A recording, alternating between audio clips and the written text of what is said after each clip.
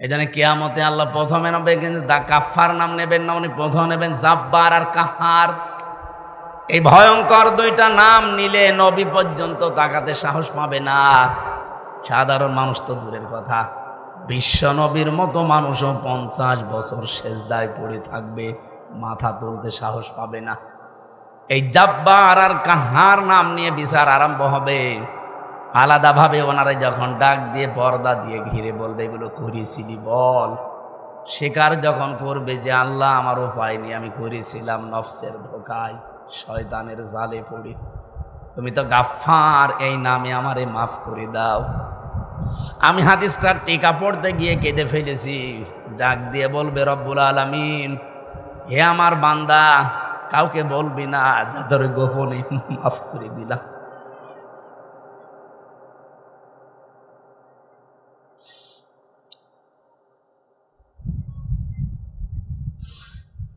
এইটাই জীবনের সফলতা। আসো, নামের আগে আলেম লেখা আছে, এই জন্য মাঝে মাঝে ভয় হয় কিয়ামতে কোটি কোটি মানুষ থাকবে।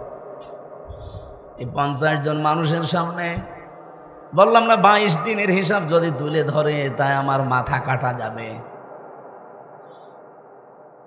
50 বছরের একটা হিসাব আমার আল্লাহ নিজে গোপনে বলবে, কাউকে বলবি না, যা মাফ করে।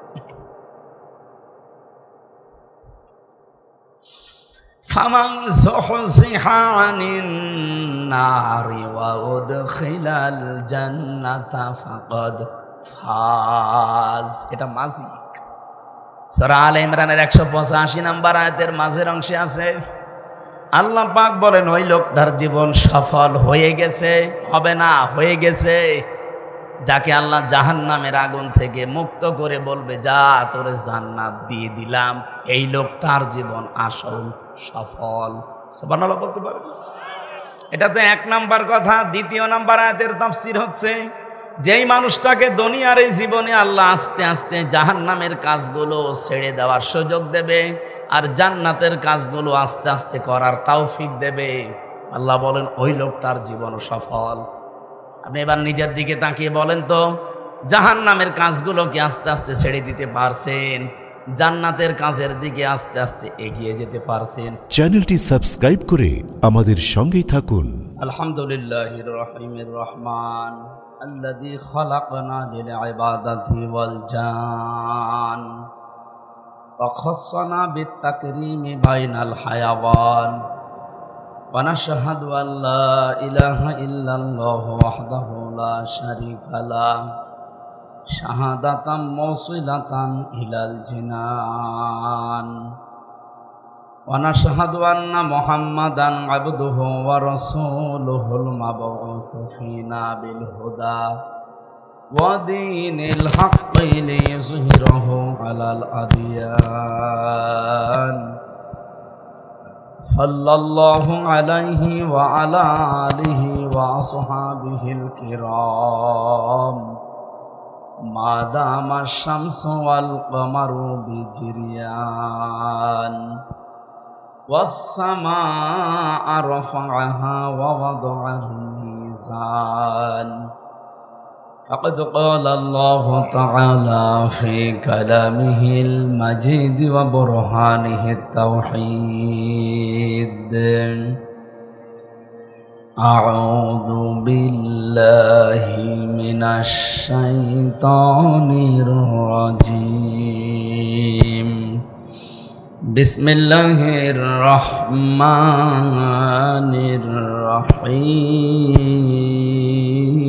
الرحيم واتقوا يوما ترجعون فيه إلى الله واتقوا يوما ترجعون فيه إلى الله ثم توفى كل نفس ما كسبت وهم لا يظلمون صدقت يا ربنا. عن أبي ذر رضي الله تعالى عنه قال قال النبي صلى الله عليه وسلم من ادعى ما ليس له فليس منا وليتبوأ مقعده من النار. رواه مسلم. وما زادهم إلا إيمانا وتسليما. اللهم صل على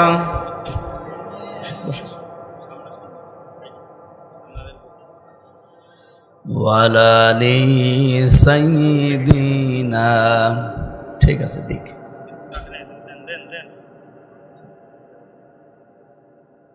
কত ব্যথা কত ভাবে সয়েছ যে তুমি, তোমারি খুনে লাল তায়েফের ভূমি। ফেরেশতা এসে চাই ধ্বংসের হুকুম, লৌহ মাখা মোহাম্মদ প্রাণেতে হাসরাত। হে আল্লাহ ক্ষমা করো এ তায়েফবাসীর, এরা বোঝেনি তো আমি যে মোহাম্মদ, হৃদয়ে মোহাম্মদ। আলহামদুলিল্লাহ।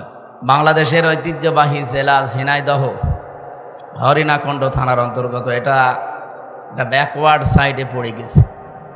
বিশ্ব রোডের সাথে যে সমস্ত থানা এগুলো একটু উন্নত হয় তাড়াতাড়ি। আপনাদের থানাটা বিশ্ব রোড থেকে প্রায় 13-14 কিলোমিটার ভেতরে, দুই দিকেই। ওদিকে চুয়াডাঙ্গা ঝিনাইদহ, কুষ্টিয়া ঝিনাইদহ, এই দুই লাইনের মাঝে। তো এজন্যে ওই রকম হয়তো যেভাবে হওয়া দরকার ছিল ওইভাবে হয়নি। তারপরও আলহামদুলিল্লাহ আলা কুল্লি হাল, সর্ব অবস্থায় আমরা আল্লাহর শুকরিয়া আদায় করি। এটা তোলা, নিজ তোলা যুব সমাজের উদ্যোগে 10ম বাৎসরিক তাফসিরুল কোরআন মাহফিলের স্বনামধন্য সভাপতি, আদ্র এলাকার সর্বজন শ্রদ্ধাভাজন ব্যক্তিত্ব, বিশিষ্ট সমাজসেবক জনাব ফরহাদ সাইফুল ইসলাম দামাদ বারকাতুহুমুল আলিয়া। এ মাহফিলের সম্মানিত পরিচালক জনাব রুহুল আমিন ভাই। এতক্ষণ যিনি আলোচনা গেলেন আপনাদের ঝিনাইদহর সন্তান, আমার বিশ্ববিদ্যালয়ের বড় ভাই মুফতি আশরাফ আলী ফারুকি দামাদ বারকাতুহুমুল আলিয়া। আলোচনা রেখেছেন হাফেজ মাওলানা আশরাফুল ইসলাম। এ মাহফিলে ডানে বামে বসা সম্মানিত ব্যক্তিবর্গ, দুনিয়াতে যার যে সম্মান আছে আল্লাহ যেন আরও বাড়িয়ে দেন। বাড়ি যে বলবে না, আমি এনাদের ওপরে রাগ আছে মনে হয় না। আমরা দোয়া করছি। বিশ্বনবী দুইজনের জন্য আলাদাভাবে দোয়া করেছিলেন, একজন আবু জেহেল আর একজন ওমর। কপাল ভালো ছিল যার, তার পক্ষে নবীর দোয়া কবুল হয়ে তিনি 0 থেকে হিরো হয়ে গেছেন। কিয়ামত পর্যন্ত এরকম হিরো আর আল্লাহ দুনিয়ায় পাঠাবে না। হযরত ওমরকে আল্লাহ যেভাবে তৈরি করেছিলেন নবীর এই দোয়ার বরকতে, এ পর্যন্ত আপনারা শুনছেন তার জীবনী থেকে কি দৃঢ় ঈমান হলে ছেলেকে পর্যন্ত আল্লাহর বিধান মানতে গিয়ে মাফ করেন না। এমনকি কবরের ওপরেও তিনি তার চাবুক মেরেছিলেন, 20টা পর্যন্ত পাওয়া যায়। এরকম দৃঢ় ঈমান তৈরি হয়েছিল যে সমস্ত মানুষের মেহনতের কারণে, দোয়ার কারণে। পৃথিবীর অনেক কিছু মিস হতে পারে, মানুষ দোয়া করলে আল্লাহ রাব্বুল আলামিন দুনিয়া আখিরাত যে কোনো জায়গায় এটা কবুল করবে।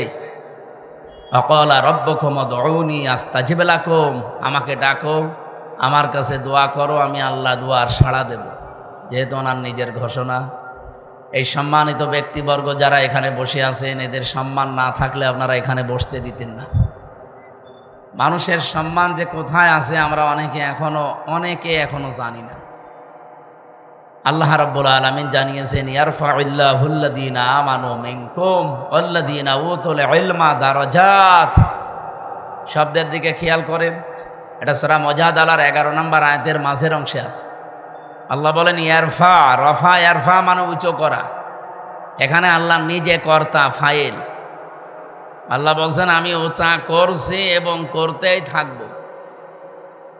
তোমাদের ভেতরে যারা ঈমান আনবে আর যে মানুষগুলো মেধার ভিত্তিতে যোগ্যতা সম্পন্ন হবে, এই যে উতুল ইলমা, এই এলেম শব্দটা দিয়ে উতুল ইলমা নিয়েই কিন্তু ছাত্রছাত্রী ভাই বোনেরা 24 সালে তারা আন্দোলন করেছিল। তারা বলেছিল না মেধা না কোটা। এই উতুল ইলমা মানেই মেধা। যাদেরকে আল্লাহ মেধা দিয়েছেন, জ্ঞান দিয়েছেন, এলেম দিয়েছেন, আর এই এলেম অনুযায়ী যদি লোকটা চলতে পারে, দারাজাত, এটা বহু বছর দিন যত যাবে তার মর্যাদা সম্মান আল্লাহ দুনিয়া আখেরাতে বাড়াতেই থাকবে। শুধু বাড়িয়ে শেষ করে দেবে তা না। ও যদি সত্যি ঈমান আনার পরে ওর জ্ঞান অনুযায়ী, আমল অনুযায়ী তার যে এলেম আল্লাহ দিয়েছিলেন ওইটার উপরে যদি টিকে থাকতে পারে, অনেকে বিবেকের তাড়নায় পারে না, শয়তানের ধোকায় পারে না। না, যারা টিকে থাকতে পারবে তাদের জ্ঞান অনুযায়ী, যেমন নবীরা টিকেছিল। চিরে ফেলা হয়েছিল হযরতে জাকারিয়াকে, তারপরেও তিনি কি জ্ঞান থেকে চলে গেছেন পিছিয়ে? না, ওরাটা চিরা হয়ে গেছে 2 ভাগ করে। তারপরেও তার জ্ঞানের যে আমল, সেখান থেকে তিনি পিছপা হননি।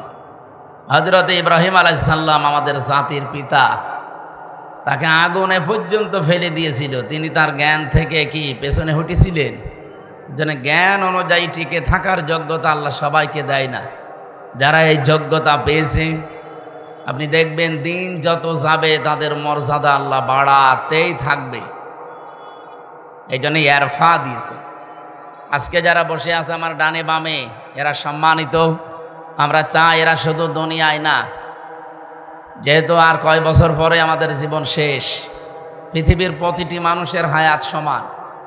এদিকে তাকান, আদম নবীর পরে যারা দুনিয়ায় এসেছিল, হয়তো 900 বছর, 950 বছর, 1000 বছর বাঁচত, তারা বিদায় নিয়েছে। এখন তারা কোন জগতে আছে? কবরের। আমি ওয়ারাইহিম বারযাখুন ইলা ইয়াউমি ইউবাসুন, তারা একটা পর্দার আড়ালে আছে। এই যেখানে পর্দা দেওয়া আছে না, তারা একটা পর্দার আড়ালে বারযাখের জগতে আছে, তারা কিয়ামতে উঠবে। আমার প্রশ্ন হচ্ছে, পৃথিবীর প্রতিটি মানুষের হায়াত সমান, কেউ কম বেশি হায়াত ভোগ করবে না। যেদিন আদম নবীকে আল্লাহ পাঠিয়েছিলেন তার হায়াত হয়তো 1000 বছর ছিল, উনি বিদায় নিয়েছেন। ওনার পৃষ্ঠদেশ থেকে যত সন্তান আমরা বের হয়েছিলাম ওই একদিনেই। ওয়াইদ আখাযা রাব্বুকা মিন বানি আদামা মিন যুহুরিহিম যুররিয়াতাহুম ওয়া আশহাদাহুম আলা আনফুসিহিম আলাস্তু বিরাব্বিকুম ক্বালু বালা শাহিদনা আন তাকুলু ইয়াউমাল কিয়ামাতি ইন্না কুন্না আন হাযা গাফিলিন। সূরা আরাফের 172 নম্বর আয়াত এটা প্রমাণ হয়। স্মরণ করো ওই সময়ের কথা যখন আদম নবীর পৃষ্ঠদেশ থেকে তার সন্তান নারী পুরুষদেরকে আমি একবারে বের করে নিলাম, সামনে রেখে প্রশ্ন করলাম, আমি কি তোমাদের রব না? যত রুহু ওই সময় আমার সামনে ছিল প্রত্যেকেই জবাব দিয়েছে ক্বালু বালা, অবশ্যই আপনি আমাদের রব। আমরা কি ছিলাম না? এই জবাব দেওয়া লাগবে, ছিলাম না আমরা? ওই একদিনে সবাইকে আল্লাহ বের করেছিলেন। আল্লাহ পাক বলেন আন তাকুলু ইয়াউমাল কিয়ামাহ ইন্না কুন্না আন হাযা গাফিলিন। এই কথাটার সাক্ষী কিন্তু আমি আর আমার ফেরেশতারা থাকলাম।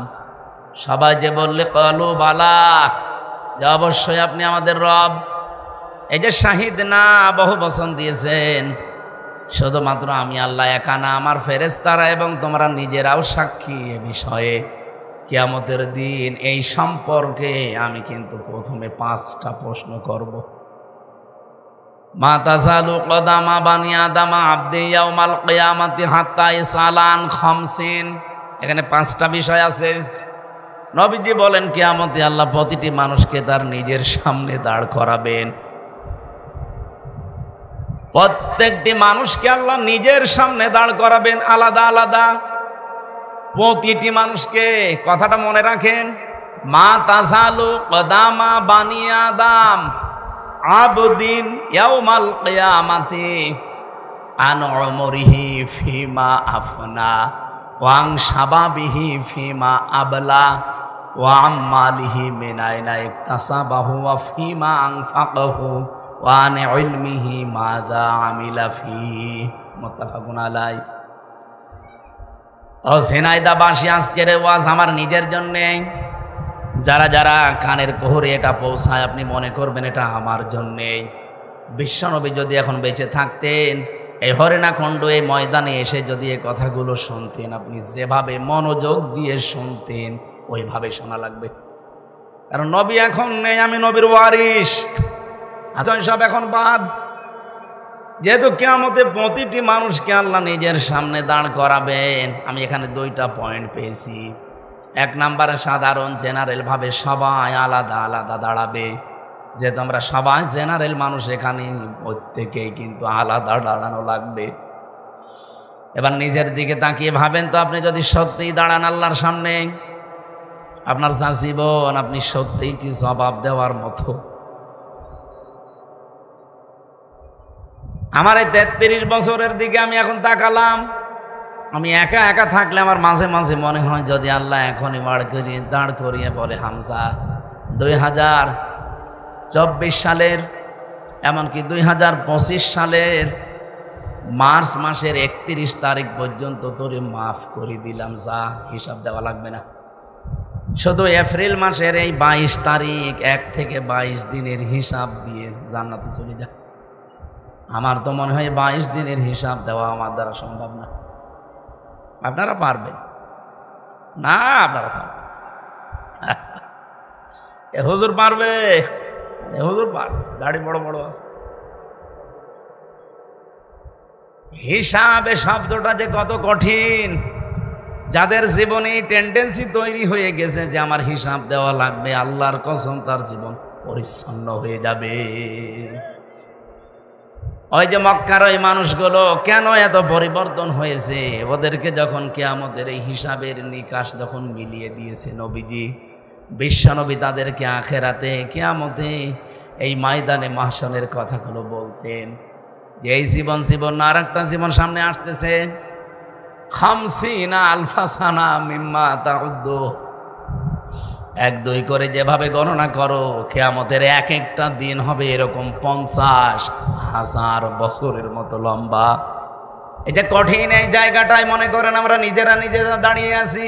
আমি যে 2টা পয়েন্ট বলেছিলাম, একটা বলছি প্রত্যেকে আলাদা ভাবে দাঁড়ানো লাগবে।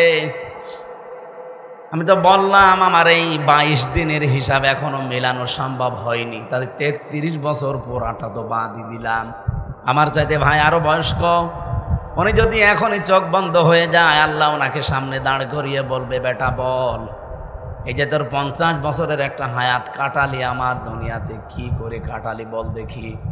আমার তো মনে হয় ওনার জীবনের পুরা হিসাব এখন মিলানো সম্ভব না। 7 দিন আগে যদি বলি, আজকে চলছে হয়তো বুধবার না মঙ্গলবার, গত মঙ্গলবারে সকালে কি দিয়ে খেয়েছে 10 মিনিট সময় দিলেও বলতে পারবে না। 50 বছর মিলাবে কি করে? আজকের তেলাওয়াত কি তো আয়াতের জন্য আমি ওইভাবেই পড়েছি, আমি নিয়ে যাব ঠিক ওই জায়গায়। প্রথম পয়েন্টটা বলছিলাম এইভাবে যে প্রতিটি মানুষ যেহেতু আল্লাহর সামনে দাঁড়াবে, প্রত্যেকেই তার নিজ নিজ যোগ্যতা অনুযায়ী দাঁড়ানো লাগবে। দ্বিতীয় নম্বরে কি, দ্বিতীয় পয়েন্টে আমি এই হাদিসের ব্যাখ্যা পড়তে গিয়ে টিকাই পেয়েছি। কিয়ামতে এই যে 2টা বললাম সিস্টেম, একটা সবাইকে আলাদা আলাদা, আর দ্বিতীয় সিস্টেমে আলেমদের আলাদা। আলেমদের বিচার আল্লাহ সবার সামনে করবে না, যদিও আলেম হয়ে থাকে। আলেম তো তাহেরি ভাইয়ের নামের আগেও আলেম লেখা আছে, ওকে আলেম না জালেম? সাধারণ মানুষে বলছে কৌতুক ম্যান। একটু যারা কোরআন হাদিস বোঝে তো এমনি বুঝে ফেলবে যে ও আলেম নামে একটা জালেম। কারণ তার জ্ঞান অনুযায়ী সে যদি আমল না করে, কাজ না করে, ও আল্লাহর দরবারে উনি তো কৌতুক ম্যান বলেছে। আর আল্লাহ বলেন, অমান আযলামু মান কাতামা শাহাদাতান ইনদাহু মিনাল্লাহ। আমি আল্লাহর দৃষ্টিতে ওই লোকটা বড় জালেম যার কাছে কোরআনের জ্ঞান থাকার পরেও দুনিয়ার কোনো স্বার্থ পেয়ে গোপন করে রাখে। আর এরকম আলেম দেশে নেই? বলেন। এ বাংলাদেশের সব আলেম যদি আমরা এক সুরে কথা বলতাম, 15.5 বছর না 54 বছরেও বাংলাদেশে কেউ কোরআনের অনুষ্ঠানে বাধা দেওয়ার সাহস পেত না। আমরা তো এক সুরে বলতে পারি না। আরে কোরআনের কথা তো আমিও বলছি, ফারুকিও বলছে, সবাই তো এক সুরে যদি বলতাম, আমারে বাধা দেয় আর ওনারে দাওয়াত দেয়, তার মানে ভেজাল আছে। কথা বলছে না কেন? এই জন্য আলেম যদি সত্যি আলেম হতে পারে, ওর ভুল ত্রুটি তো মানুষ হিসাবে হবে। কিয়ামতের দিন ওই লোকটাকে আল্লাহ নিজে ডাক দিয়ে পর্দা দিয়ে ঘিরে ফেলবে, ডাক দিয়ে বলবে, ফারুকি এই কাজগুলো করেছিলি। যেহেতু উনি জানে যে আমার সব আল্লাহর কাছে আছে। ইয়ালামু খায়িনাতাল আয়ুনি ওয়া মা তুখফিস সুদূর। এই যে চোখ যে টিপ মারা হয়, এই চোখের পলকের ভেতরে আমার উদ্দেশ্য কি, দুনিয়ায় হয়তো কেউ জানে না যে আমি কোন নিয়তে চোখের পলক মারলাম। এটা জানে কে? আমার চোখের পলকও যদি উনি বুঝে ফেলে, চশমার ফাঁকা দিয়ে আমি কি নজরে তাকাই, কেউ জানে না। এমনকি অন্তরের ভেতরের খবর তো কারো জানার কথা না। আল্লাহ সদর দিয়েছেন, মনের ভেতরে যদি কোনো কল্পনাও আসে, পৃথিবীর কেউ জানলে কেউ জানার কথা না, ওটা আমি আল্লাহ আরো সে বলে জেনে ফেলি। এই জন্য সব যে দোনার নখদর্পণে বলতে বাধ্য হবে, আল্লাহ আমার এগুলো হয়ে গেছে, দয়া করে তোমার এই গাফফার নামের খাতিরে মাফ করে দাও। এই জন্য কিয়ামতে আল্লাহ প্রথমে নেবে, কিন্তু গাফফার নাম নেবেন না, উনি প্রথম নেবেন জাব্বার আর কাহার। এই ভয়ঙ্কর দুইটা নাম নিলে নবী পর্যন্ত তাকাতে সাহস পাবে না। সাধারণ মানুষ তো দূরের কথা, বিশ্ব নবীর মতো মানুষও 50 বছর সেজদায় পড়ে থাকবে, মাথা তুলতে সাহস পাবে না। এই জাব্বার আর কাহার নাম নিয়ে বিচার আরম্ভ হবে। আলাদাভাবে ওনারা যখন ডাক দিয়ে পর্দা দিয়ে ঘিরে বলবে, এগুলো করেছিলি বল। স্বীকার যখন করবে যে আল্লাহ আমার উপায় নিয়ে আমি করেছিলাম, নফসের ধোকায় শয়তানের জালে পড়ে, তুমি তো গাফফার, এই নামে আমারে মাফ করে দাও। আমি হাদিসটার টিকা পড়তে গিয়ে কেঁদে ফেলেছি। ডাক দিয়ে বলবে রব্বুল আলামিন, হে আমার বান্দা, কাউকে বলবি না, যাদের গোপনে মাফ করে দিলাম।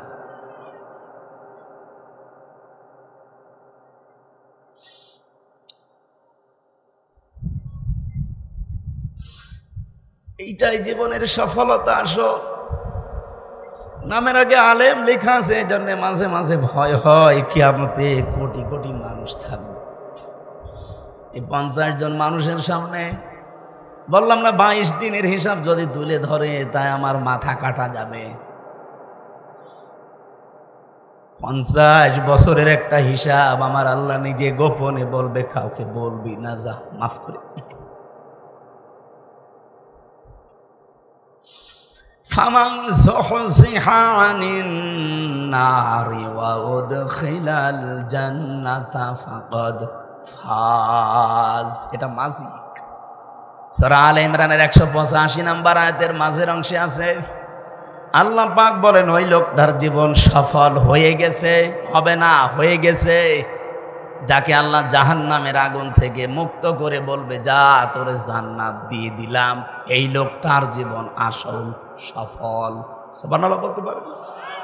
এটা তো 1 নাম্বার কথা। 2 নাম্বার আয়াতের তাফসীর হচ্ছে, যেই মানুষটাকে দুনিয়ার এই জীবনে আল্লাহ আস্তে আস্তে জাহান্নামের কাজগুলো ছেড়ে দেওয়ার সুযোগ দেবে আর জান্নাতের কাজগুলো আস্তে আস্তে করার তৌফিক দেবে, আল্লাহ বলেন ওই লোকটার জীবন সফল। আপনি এবার নিজের দিকে তাকিয়ে বলেন তো, জাহান্নামের কাজগুলো কি আস্তে আস্তে ছেড়ে দিতে পারছেন? জান্নাতের কাজের দিকে আস্তে আস্তে এগিয়ে যেতে পারছেন? যদি যেতে পারেন, আপনি বিশ্বাস করবেন আল্লাহ আপনার উপরে দয়া করেছে। আয়াতের আমি 2টা তাফসীর পেয়েছি। আয়াতের আসল সফলতা যেহেতু কিয়ামতে, দুনিয়াও সফল হবে তখন যখন দেখবেন আস্তে আস্তে দুনিয়ায় জাহান্নামে যাওয়ার কাজগুলো সব বন্ধ করে দিতে পারছি, জান্নাতে যাওয়ার কাজগুলো আমি আস্তে আস্তে এগিয়ে যেতে পারছি। আমি কথা তুলেছিলাম পৃথিবীর মানুষের সম্মান আল্লাহ কোথায় রেখেছে অনেকে জানি না, এদিকে ওদিকে দৌড়ায়। আল্লাহ বলেন ঈমান আনার পরে যদি ও যোগ্যতা অনুযায়ী আমল করতে পারে, জ্ঞান অনুযায়ী, দিন যত যাবে দুনিয়া আখিরাতে তার সম্মান আল্লাহ বাড়াতেই থাকবে। আল্লাহ এইরকম যোগ্যতা আমাদেরকেও যেন দান করেন। এই জন্য যারা স্টেজে বসে আছে হাজী আরজান আলী ভাই সহ প্রত্যেকের সম্মান কামনা করছি তার ঈমান এবং এই জ্ঞান অনুযায়ী যারা আমল করে তাদের। সামনে বসে আছেন যারা সম্মানিত ভাইরা, পর্দার আড়ালে আমার মা আর বোনেরা, প্রশাসনের ভাইরা এসেছেন আইন শৃঙ্খলা ঠিক রাখার জন্যে। সবাইকে নিয়ে আল্লাহর দরবারে শুকরিয়া জানাচ্ছি। আজকের এই অনুষ্ঠানটা এটা ইবাদত। কোরআন বোঝার জন্য যদি কেউ সময় ব্যয় করে, সম্পদ ব্যয় করে, কিয়ামতে আল্লাহ যখন হিসাব ধরবেন তখন এই সময় এই সম্পদটা হিসাবের বাইরে রাখবেন। আজকে যদি 1-1.5 ঘন্টা 2 ঘন্টা সময় কোরআনের একটা আয়াত বোঝার পেছনে আমরা ব্যয় করতে পারি, কিয়ামতের দিন আল্লাহ যখন হিসাব শুরু করবেন এই 1-1.5 ঘন্টা মাইনাস থাকবে, এগুলো হিসাবের বাইরে। এই জন্যে আমার মনে হয় জীবনে সব সময় কোরআন কেন্দ্রিক চালানো দরকার, যে কিয়ামতে যেন জবাবই দেওয়া না লাগে। কি কথা বলেন এখানে? এর বাইরে গেলে আপনার জীবন ধ্বংস হয়ে যাবে। আহলুল কোরআনি হুম আহলুল্লাহি ওয়া খাসাতুহু। কোরআনওয়ালা যারা, এই মানুষগুলো আল্লাহর পরিবারভুক্ত এবং খাস ব্যক্তি আল্লাহর কাছে। এই জন্য কোরআনের বাইরে যাওয়া যাবে জীবনকে নিয়ে। আজকের আলোচনাটা কোরআনের সাথে সম্পৃক্ত, এই জন্য এই ময়দানের দামও এখন বেড়ে গেছে। এতে স্কুল ময়দান নেই, এখন এটা জান্নাতের বাগান। সুবহানাল্লাহ বলে। আর জান্নাতের বাগানে সহসায় আল্লাহ জাহান্নামী কোনো মানুষকে প্রবেশ করতে দেবে না। আমার আলোচনার 3 নাম্বার পয়েন্ট ওইটা আসবে, যদি আসে আমরা বলবো জান্নাতে কোনো মানুষকে আল্লাহ যদি দেয়, জীবনেও তাকে কোনোদিন আর বের করে দেবে না। এই কথা বোঝেন আমার? যেহেতু আল্লাহর নবীর ভাষা এটা জান্নাতের বাগান, যদিও বাগানে এরকম কয়েকটা ফুল থাকবে নাকি, আবার কল্পনার বাইরে যেটা ওই রকম জান্নাত আল্লাহ বানাবে। কল্পনার জগৎ মানুষের ছোট না বড়? কত বড় কল্পনার জগৎ আপনি টের পান? আমি এখন কল্পনা করলাম যে 10 তলা বিল্ডিং এর মালিক হয়ে গেছি, একই কল্পনায় হলে হবে? 10 তলা বানাতে কমপক্ষে 2 বছর সময় লাগবে। সেই পাইলিং থেকে শুরু করে একেবারে স্টেজ পর্যন্ত পোড়াটা শেষ করতে 1-1.5 বছর 2 বছর লাগবে না? আরো কত কাঠখড়ি আছে, কত শ্রমিক লাগবে, টাকা পয়সা লাগবে, শ্রম তো লাগবে। অথচ আমি কল্পনা করেছিলাম, ভেবেছিলাম কয় মিনিটে? 1 সেকেন্ড। আমার এই যে 1 সেকেন্ডের যে কল্পনা, এরকম কল্পনার জগৎ যত বড় হতে পারে, আল্লাহ বলেন জান্নাত তোর অত বড়। ওই জান্নাতের ভেতরে আল্লাহ কাউকে যদি একবার প্রবেশ করায়, কোরআন জানিয়েছে খালিদিনা ফিহা লা ইয়াবগুনা আনহা হিওয়ালা। ওকে আল্লাহ আর কোনোদিন বের করে দেবে না, আর ও লোকটা বের হতে চাইবেও না। সুতরাং আমরা যেহেতু জান্নাতে আছি, এখন আল্লাহ যদি বের করে না দেয়, ইচ্ছা করে চলে যাবেন? ওই যে একজন চলে যাচ্ছে, যাক, ওর মনে হয় ভালো লাগছে না। সম্মানিত ভাইরা, সবার জন্য সম্মান কামনা করে আমার আজকের আলোচনা আমরা আরম্ভ করছি। যেহেতু শুনতে এসেছি আল্লাহর কালাম, দল মত জাতি বর্ণ ধর্ম নির্বিশেষে ঝিনাইদহে আমরা জানি অন্য ধর্মের লোকও বসবাস করে, সবাইকে ওয়েলকাম জানাচ্ছি। আসেন, এ কোরআন অন্যান্য ধর্মের গ্রন্থের মতো শুধু তাদের পণ্ডিত এবং ধর্মগুরু যারা পুরোহিত তারাই পড়বে ঠাকুর না, এ কোরআন সবার জন্য। হাদা বায়ানুল লিন্নাস, মানুষ পদবাচ্যে যারা বিবেচিত সবার জন্য আল্লাহ কোরআন দিয়েছেন। কি আছে এর ভেতরে? প্রথম শব্দটাই আল্লাহ নিজে বর্ণনা দিলেন, হাদা, এইটা, বায়ানুন, বক্তব্য বর্ণনা, লিন্নাস, মানুষদের জন্যে। কাদের জন্যে? কোরআনের প্রতিটা শব্দ যেহেতু গবেষণামূলক, ওয়াও হতে পারে, লাম হতে পারে, ফা হতে পারে, যে কোনো শব্দ যদি চিন্তা ভাবনা করেন আর আপনার যদি ওই যোগ্যতা থাকে, একটা শব্দই আপনার জীবন পাল্টিয়ে দেবে। আল্লাহ লিন্নাস দিলেন কেন? লিন্নাস না দিলেও বাংলা অর্থ আমরা করে ফেলতে পারতাম। তাফসিরের ভেতরে দেখেছি লাম শব্দটা 13টা অর্থে আসে। এখানে যে লাম এসেছে এটা শুধু জীবিত মানুষদের জন্য আল্লাহ ব্যবহার করেছেন। আল্লাহ পাক বলেন হাযা বায়ানুল লিন্নাস, এই যে কোরআনের বর্ণনা বক্তব্য, এটা কাদের জন্য? মানুষের। বলেন বলেন, কোন মানুষ? জীবিত মানুষ। এই আমরা ক্লাস চলছে, এটা ক্লাসের মতো জবাব দেবেন। কোরআনের যত বক্তব্য আছে, বিবৃতি আছে, সব কি মরা মানুষের জন্য না জীবিত? জীবিত মানুষদের জন্য। কিন্তু আমাদের আফসোস লাগে, এই দেশে এমন সময় গেছে জীবিত মানুষদেরকে কোরআন শোনানো বড় কঠিন হয়ে পড়েছিল। সেখানেই জীবিত মানুষদের জন্য আয়োজন হবে, সেখানেই বাধা। অথচ যারা বাধা দিত তাদের বাবা মরে যাক, আমাদের ডেকে বলবো হুজুর কোরআন পড়ি দিন। কোরআন পড়ে তখন করবো কি, তোর বাবা তো মরে গেছে, জীবিত থাকলে পড়লে কাজ হতো। এই কথা বলেন না কেন? এই জন্য জীবিত মানুষদেরকে যেন আর কোরআন শোনা থেকে কেউ অন্তত প্রতিবন্ধকতা সৃষ্টি করতে এই দেশে না পারে, সেই ব্যবস্থা করা লাগবে। এটা তো শুধুমাত্র দলীয় গ্রন্থ না, মানুষ পদ পাচ্ছে, আপনি বিবেচিত, আপনি মানুষ, আপনার জন্যই যতদিন আপনার চোখ বন্ধ না হয় ততদিন ওয়াবুদ রাব্বাকা হাত্তা ইয়াতিয়াকাল ইয়াকিন, ওই পর্যন্ত ইবাদত বন্দেগী করতেই থাকবা যতদিন ইয়াকিন না হয়। ইয়াকিন মানে মরণ। যতদিন মরণ আপনার কাছে না আসে ততদিন আপনার কি বসে থাকার সময় আছে? ততদিন আপনাকে কোরআনের বক্তব্য শোনা লাগবে, মানা লাগবে। কি আছে এই দুইটার ভেতরে? আল্লাহ বলেন হুদান, এক নম্বরে পথ নির্দেশিকা আছে, 2 নম্বরে মাউইযাতুন, প্রেসক্রিপশন আছে, উপদেশ আছে। ডাক্তারের কাছে গেলে আপনার শরীর চেক আপ করার পর উনি প্রেসক্রিপশন লিখে 4টা বিষয় দেখবেন থাকে ওখানে। এদিকে ডাক্তারের পরিচয়, এরপরে আপনার নাম লিখবে, আপনার বয়স লিখবে, ডাক্তারি ঔষধগুলো লিখবে একটার পরে 4। এই যে ডাক্তার বসে আছে, এটা যদিও হাতুড়ির ডাক্তার, তারপরও ডাক্তার। 4-5টা ঔষধের নাম লিখে ঔষধের ডোজ লিখবে, যে এটা ডোজ এবং কতদিন চলবে ওখানে লিখে দেয়। কয়দিন পরে আপনি ডোজ আবার কমিয়ে ফেলবেন, এরপরে শেষের দিকে লিখে বলে যে 7 দিন, 15 দিন, 1 মাস পরে আবার দেখা করবে। এখানে পুরাটা মিলিয়ে দেখবেন 4টা বিষয় আছে। আমি ডাক্তারের এই প্রেসক্রিপশনের সাথে পুরা কোরআন মিলিয়ে দেখেছি, আল্লাহ 4টা জিনিস দিয়ে পুরা কোরআন এই মাউইযাতুন শব্দ দিয়ে সাজিয়েছেন। সুবহানাল্লাহ বলতে পারেন না? ডাক্তারের প্রেসক্রিপশন অনুযায়ী চললে যদি আস্তে আস্তে রোগ আপনার ভালো হয়, 3.5 হাত বডি সহ পরিবার, সমাজ এবং রাষ্ট্রে যত রোগ আছে এই পৃথিবীতে, সব রোগের মহা ঔষধ আল্লাহ কোরআনে দিয়েছেন।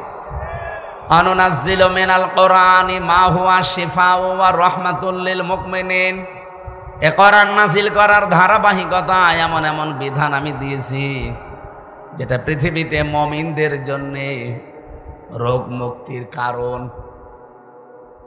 আল্লাহ যেহেতু রোগ মুক্তির কারণ বলে কোরআনকে ঘোষণা দিয়েছেন, আমার বডির ভেতরে যে রোগ আছে এ রোগ মুক্তির কারণও কোরআনে আছে না নেই?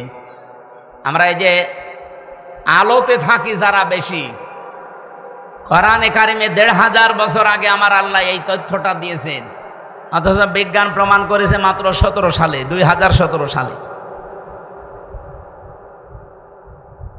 বিজ্ঞান এখন জানাচ্ছে আমাদের শরীরে 5.5 কেজির উপরে রক্ত আছে, 226 কিলোমিটার বেগে মাথা থেকে পা পর্যন্ত চলছে, দ্রুত গতিতে চলছে। এখানে প্রায় 2 কোটির উপরে কোষ পাবেন এই 3.5 হাত বডির ভেতরে। এগুলো রক্তকে রিফাইন করছে। যদি এই কোষগুলো অকেজ হয়ে যায়, দুর্বল হয়ে যায়, তাহলে আপনার রক্তের ভেতরে কমপক্ষে 5 প্রকার ক্যান্সার হবে। আমি তামিলনাড়ু ছিলাম, ওখানে প্রায় 1 মাস 23 দিনের একটা সফর ছিল। একটা লোক, ওনার বাড়ি সিলেটে, আমারে বলছে আমি আজ 12 মাস প্রায় আছি। আমার ডাক্তার আজকে রিপোর্ট দিয়েছে যে আমার রক্তের ভেতরে যে 5 প্রকার ক্যান্সার হয় তার 1 প্রকার ধরা পড়েছে। আমার প্রায় 1,12-13 লাখ টাকা অলরেডি চলে গেছে এই 12 মাসে এখানে থাকতে আর ডাক্তারের পেছনে। আজকে দুপুরবেলা রিপোর্ট দিয়েছে যে না, আমি নাকি আর বাঁচবো না, কারণ রক্তের 5 প্রকারের 1 প্রকার, এটা মারাত্মক। আমি ওই সময় আমার মেয়েটাও নিয়ে গিয়েছিলাম, বললাম আমার একটু পরিচয় করান তো। কথা বললাম ডাক্তারের সাথে, খ্রিস্টান ডাক্তার। উনি ইংরেজিতে টকিং করছিলেন, আমি যতটুকু বুঝি ভাষা জিজ্ঞাসা করলাম যে এই রোগটা হওয়ার কারণ কি। উনি ওনার ভাষা দিয়ে আমারে বলছিলেন যে রোগটা হয়েছে, এই লোকটা বেশি আলোতে থাকে।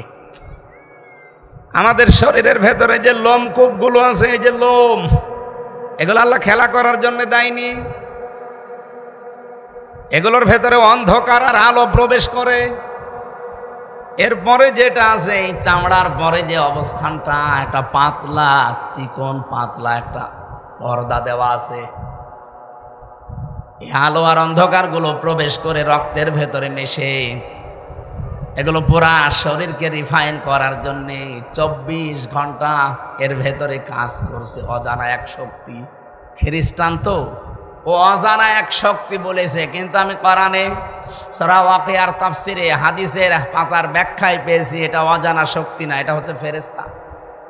ফেরেশতারা এই দায়িত্বটা পালন করছে। এই যে আমি কথা বলছি, আমার এক একটা কথা তৈরি হতে কয়েক ইঞ্চি জায়গা, 27টা ধাক্কা লাগার পর একটা কথা তৈরি হয়। এখানে 27টা স্তর আছে। এক এক জায়গায় হাদিস বলছে এক একজন ফেরেশতা বসে আছে। ইনি আমার কাছে, আমি ওনার কাছে, উনি ওনার কাছে, এভাবে 27 জন। 26 নাম্বার পর্যন্ত ঠিক আছে। 27 নাম্বার জায়গায় যে যার যে কণ্ঠ আল্লাহ দুনিয়ায় বানিয়ে দিয়েছেন, ওই কণ্ঠে ওই রকম আওয়াজ দিয়ে কথাটা দুনিয়ায় ডেলিভারি হয়। এগুলো সব দায়িত্ব যদি অবহেলা করে, জীবনও আপনি কথা বলতে পারবেন না। সে তো গা গো শব্দ হবে, কথা বলতে পারবেন না। এই জন্য 5টা জিনিস আল্লাহ আলাদাভাবে রব নামের কারণে প্রতিটি বান্দা বান্দিকে ভিক্ষায় বলা যায়, ভিক্ষা দিয়েছে। সেটা হচ্ছে শ্রবণ শক্তি, দর্শন শক্তি, বাক শক্তি, আকেল শক্তি আর ঘ্রাণ শক্তি। এই 5টা দুনিয়ায় কেউ দেয়নি, মা বাবাও দেয়নি।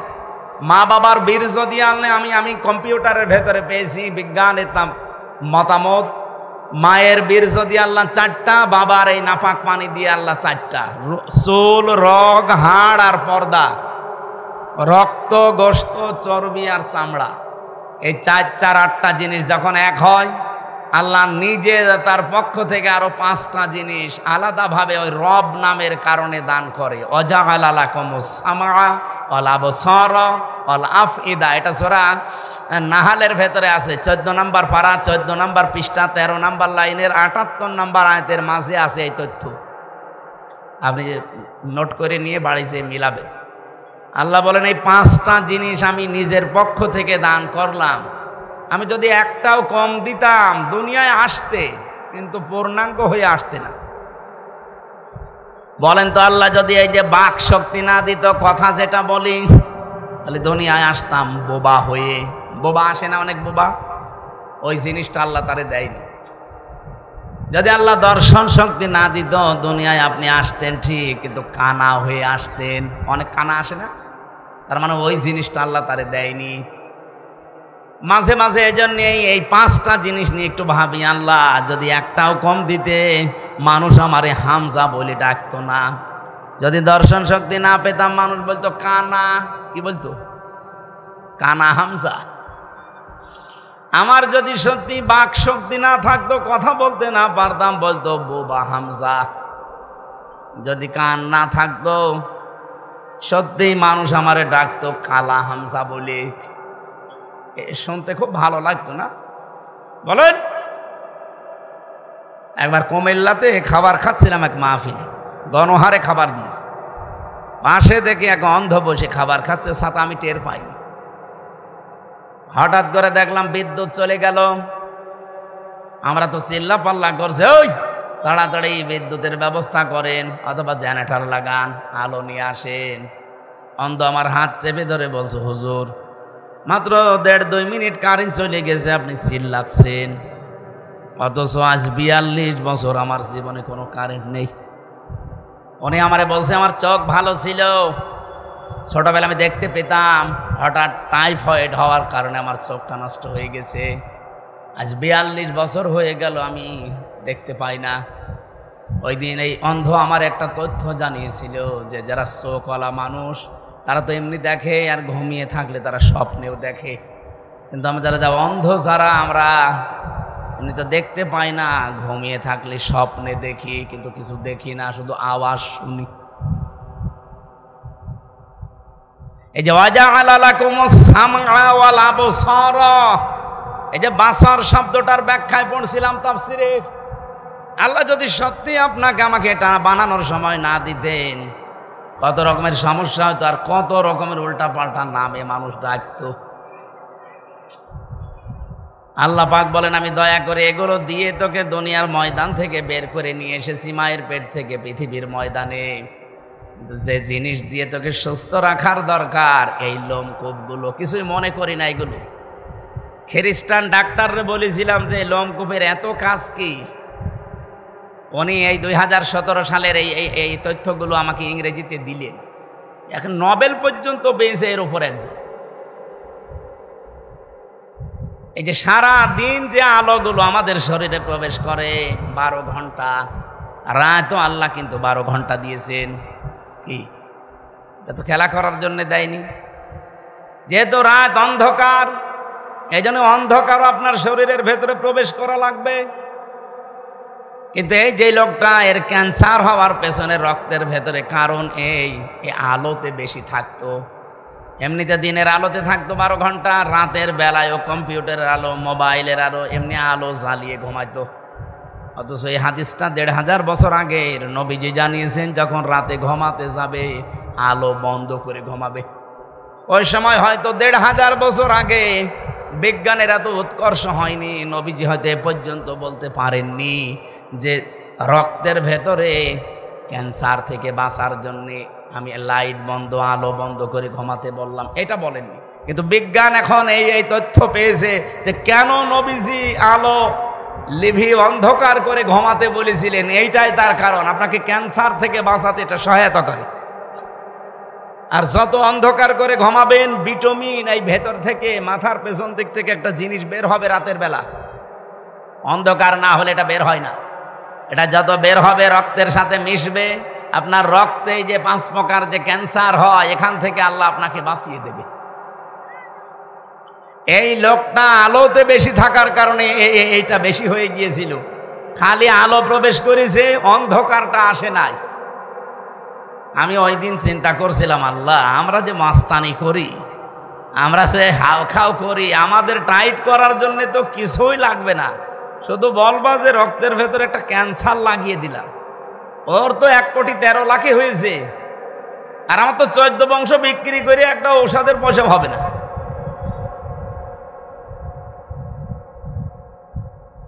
এই জন্য মাওয়াইজাতুন, এই যে উপদেশটা, প্রেসক্রিপশন, উনি যেমন প্রেসক্রিপশন অনুযায়ী আস্তে আস্তে যদি আবার ডাক্তারের ট্রিটমেন্ট নিতে পারে যেভাবে দেওয়া দরকার, আবার আগের অবস্থায় ফিরে যাবে, সুস্থ হবে। আল্লাহ রাব্বুল আলামিন শুধু 3.5 হাত বডি না, পরিবার, সমাজ, রাষ্ট্রে যত রোগ আছে, এই রোগগুলোকে যদি আমরা সত্যি বিদায় করতে চাই, এই প্রেসক্রিপশনের ভেতরে 500 ঔষধ আছে। কয়টা? যেটা আমরা শরীয়তের আইন বলে জানি। এই 500 ঔষধ যদি বাস্তবে আমি সব জায়গায় সেট করতে পারতাম, তাহলে আমরাও আমার ব্যক্তিগত জীবন থেকে একেবারে আন্তর্জাতিক জীবন পর্যন্ত সব জায়গায় যে রোগগুলো এখন আমাদেরকে দুর্বল করে রাখছে, এই রোগ থেকে আমরা বাঁচতে পারতাম। আমরা একটা রোগের কথা দিয়ে আরম্ভ করছি আজকে, যেহেতু একটা হাদিস পড়েছিলাম, হযরতে আবু যর রাদিয়াল্লাহু তাআলা আনহু থেকে বর্ণিত, মুসলিম শরীফের হাদিস। নিজের সাথে মিলাবেন হাদিসটা। মানিদ্দাগা মা লাইসা লাহু ফালাইসা মিন্না ওয়ালিয়াতাবাওয়া মাকআদাহু মিনান নার। নবীজি বলেন, এই পৃথিবীতে যে জিনিসের মালিক তুমি না, ওটা যদি জোর করে নিজের দায়িত্বে দখলে নিয়ে নাও, যেই দিন থেকে ওইটা নিজের দখলে নিয়ে নেবে, ওই দিন থেকে তুমি আমার উম্মত থেকে বের হয়ে যাবে। বুঝতেছেন কিছু? কিছু বলছেন? যেই জিনিস আপনার না, ওইটা যদি আপনি নিজের দখলে নিয়ে নেন যেভাবেই হোক, ওই দিন থেকে আপনি আর উম্মত নেই। ইহুদি কি দাবি করে যে আমি মুহাম্মদের উম্মত? আমি মনে হয় ঘুমিয়ে পড়ি, সব রাত বেশি হয়ে গেছে। এই জবাব দিলেন না কেন? কোন ইহুদি বলে যে আমি মুহাম্মদের উম্মত? কোন খ্রিস্টান বলে আমি মুহাম্মদের উম্মত, কোন হিন্দু বলে, যেই লোকটার যে জিনিস না ও যদি ওইটা দাবি করে নিজের দখলে নিয়ে নেয়, ফালাইসা মিন্না, সঙ্গে সঙ্গে আপনি নবীর উম্মত থেকে বের হয়ে গেছেন। আপনিও হয় খ্রিস্টান, না ইহুদি, না হিন্দু।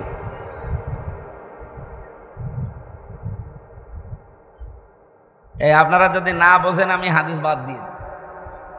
বুঝেছেন কিনা বলেন তো? বুঝেছেন কি? যেটা আপনার দখলে থাকার কথা না, আপনি জোর করে দখল করে নিলেন। আপনি নামাজ পড়তে পারেন, রোজা রাখতে পারেন, হজ করতে পারেন, আপনি নবীর উম্মত নেই। এরকম চরিত্র বাংলাদেশে নেই, বহু মানুষের আমরা পেয়েছি। 15.5 বছর তো আরো বেশি ছিল। যেটা যার না, জোর করে জবরদস্তি করে দখল করে নিজের আয়ত্তে নিয়ে নিয়েছে। নিয়মই ছিল এটা যে বাবা শাহজালাল সব হালাল। কথা বলছেন এখন যারা এগুলো করেছেন। হ্যাঁ, আপনি 10 বার হজ করতে পারেন, আপনি 5 ওয়াক্তের জায়গায় তাহাজ্জুদ মিলে 6 ওয়াক্ত নামাজ পড়তে পারেন, আপনি আর নবীর উম্মত নেই। বিশ্ব নবীর উম্মত ছাড়া উনি কারোর জন্য সুপারিশ করবে? বলেন বলেন। হ্যাঁ, এখানে টিকায় লেখা আছে যেই জিনিস আপনারই ছিল, আপনি যদি ওইটা আবার ফেরত পান, আপনার জন্য এই শাস্তি না। এই 15.5 বছরে বহু মানুষ, বহু কিছু আমরা হারিয়েছি। ওইটা যদি এখন আমার নিজেরটা নিজে ফেরত পাই, আপনি এই শাস্তি থেকে বাইরে, এই শাস্তির আওতায় আপনি নেই। ঠিক বললো খালি একজন, বাকি কেউ ঠিক বলে না, তার মানে আপনারা বুঝতেছেন না। এক কথা বলছেন, যে জিনিস আপনার ছিল, আমার 1 বিঘা জমি ছিল, এই 15 বছরে হাতছাড়া হয়ে গিয়েছিল। আমার একটা দোকান ছিল, হাতছাড়া হয়ে গিয়েছিল। যারা নিয়েছিল, এখন যদি ওইটা আমি আবার ফেরত পেয়ে যাই, আমি এই শাস্তির বাইরে। কিন্তু যে জিনিস আমার না, আমি যদি জোর জবরদস্তি করে দখল করে আমার নিজের আয়ত্তে নিয়ে নেই, যখনই নেব সঙ্গে সঙ্গে আমি নবীর উম্মত থেকে বের হয়ে গেলাম। বলেন এই ঝিনাইদা এরকম মানুষ আছে না নেই? হরিণাকণ্ঠ নেই? নাম ধরা লাগবে, এখানেও বসে আছে। 2 নাম্বারটা তো আরো কঠিন। ওয়ালিয়াতাবাওয়া মাকআদাহু মিনান নার, সে যেন নিজের জায়গা জাহান্নামে বরাদ্দ করে নিল। এই যে মুসলিম যারা আমাদের পূর্বপুরুষ ছিল, তারা এই ভারতবর্ষে বহু জায়গা ওয়াকফ করে দিয়েছিল, মাদ্রাসার জন্য, মসজিদের জন্য, খানকার জন্য, দাতব্য চিকিৎসালয়ের জন্য। কিন্তু এই উগ্রপন্থী হিন্দু যারা এখন, এ মানুষ নামের কলঙ্ক, এই মুশরিকরা জোর করে, এই জঙ্গি, এরা আসল জঙ্গি। এরা এখন এই ওয়াকফ আইন অবৈধভাবে তৈরি করে মুসলমানদের এগুলো সব নিয়ে নিচ্ছে। ওই জিনিসকে আপনার বাপ দাদার আপনি জোর করে দখল করে নেবেন মানে? হাদিসের প্রথম পয়েন্ট হয়তো ওদের জন্য না, যে ফালাইসা মিন্না, সে নবীর উম্মত না, ও তো এমনি উম্মত না। কিন্তু ওয়ালিয়াতাবাওয়া মাকআদাহু মিনান নার, সে যেন জাহান্নামে নিজের একটা জায়গা বরাদ্দ করে নিল, এইটা ওদের জন্য খাটবে। ওরা যে জাহান্নামী, এখানে আর ফতোয়া দেওয়া লাগবে? বলেন। এই যে ইসরায়েল যেটা করছে আজ, 1940 সালে তাদেরকে এই যে বাংলাদেশে যে রোহিঙ্গা থাকতে দিয়েছি আমরা, এভাবে থাকতে দিয়েছিল। আর শয়তানরা এখন দখল করে ওইগুলো এখন তারা ওদেরকে দেশ থেকে তাড়িয়ে দিচ্ছে। তার মানে আপনি কি বুঝলেন? এই যে 2টা জাতি আজ পৃথিবীর জন্য, মানবতার জন্য বড় হুমকি হয়ে দাঁড়িয়েছে, একটা ইহুদি আর একটা মুশরিক। পৃথিবীর অন্যান্য যারা জাতি আমরা আছি, সে খ্রিস্টান হোক, মুসলমান হোক, বৌদ্ধ হোক, মাজুসি হোক, 4,500 ধর্মের লোক আমরা দুনিয়ায় এখনো আছি। এই 2টা জাতিকে আমাদের মনে হয় তামাম পৃথিবীর 810 কোটি মানুষের উচিত হবে এদেরকে থামানো। এদেরকে যদি আমরা থামাতে না পারি, পৃথিবীর মানবতার জন্য কয়েকদিন পরে এরা হুমকি হয়ে দাঁড়াবে। আপনি কি মনে করছেন ওরা ও পর্যন্ত ঠিক থাকবে? আজকেও ভারতে একটা মসজিদ ভেঙেছে, ওরা ধোয়া তুলে মসজিদগুলো ভেঙে দিচ্ছে। যে 500 বছর আগে এখানে মন্দির ছিল। আমরা যদি এখন বলি ঢাকার ইস্কন মন্দির যেটা স্বামীবাগে, এটা 1000 বছর আগে এখানে মসজিদ ছিল, মানবেন আপনি? এই জন্য হিন্দু ভাইরা বাংলাদেশ সহ বিশ্বে যারা যারা আছেন, বিশেষ করে ভারতে, যাদের বিবেকে কাজ করে, আপনারা এই মাতাল লোকটাকে থামান। এই মোদি নামে এটা মাতাল, এটা পৃথিবীর জন্য এখন হুমকি হয়ে দাঁড়িয়েছে। কথা বলে না কেন? মনে করছেন যে ওই আগুন ওখানেই থাকবে, তামাম দুনিয়ায় মুসলমানদের ভেতরে ছড়িয়ে যাচ্ছে। কারণ আমাদের নিজেদের ঘরের চাইতে, আমাদের নিজেদের বাসস্থানের চাইতে আল্লাহর ঘর মসজিদ আমাদের কাছে অনেক দামি। আমার ঘর আপনি ভেঙে দিলে আমি হয়তো ওই রকম দুঃখ পেতাম না, কিন্তু মসজিদ ভাঙলে তার চাইতে বেশি কষ্ট লাগে না? একটা একটা করে ভাঙছেন, কতগুলো ভেঙে ফেললেন। অথচ বাংলাদেশে আমরা একটা মন্দিরও আজ পর্যন্ত ভাঙি নাই। আমরা ভুয়া আওয়াজ তুলতে পারতাম না। এই দেশে আমরা 92% মুসলমান, ওই দেশে 100 কোটি হিন্দু, 30 কোটি মুসলমান।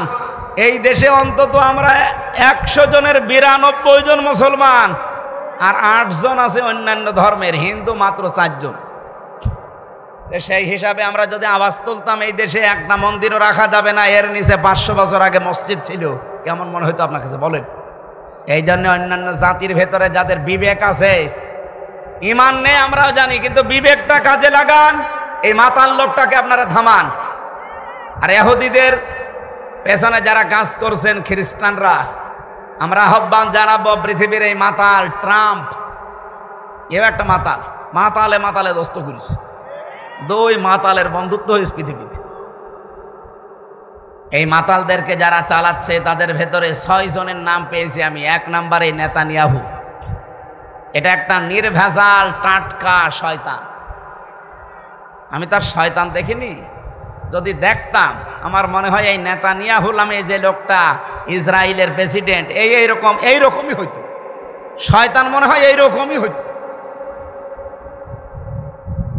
কতগুলো মানুষকে নিজের দখলে নিয়ে সব বাড়িঘর থেকে উচ্ছেদ করলে আমরা এই হাদিস থেকে প্রমাণ করতে পারি, ইহুদি আর মুশরিক যারা উগ্রপন্থী, এই 2 জাতি জাহান্নামে যাবে। জাহান্নামে অলরেডি ওরা ওদের নিজের আসন বরাদ্দ করে রেখেছে। এ ফতোয়া আর কি কারো কাছে নেওয়া লাগবে? সুতরাং এদের জন্য কি দোয়া করা জায়েজ আছে? না, ইহুদিদের জন্য দোয়া করা জায়েজ নাই।